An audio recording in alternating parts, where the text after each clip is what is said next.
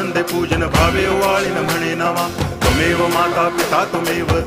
बंधुश्च सखा त्वमेव विद्या तरुणं त्वमेव सर्वं मम देव कायेन वाचा मनसेन्द्रियैर्वा बुद्ध्यात्मना वा प्रकृति स्वभावात् करोमि यद्यत् सकलं परस्मै नारायणायति समर्पयामि अच्युतं केशवं रामनारायणं कृष्णदामोदरं वासुदेवं हरि गिरिधरं माधवं गोपिकावल्लभं जानकीनायकं रामचन्द्रं भजे हरे राम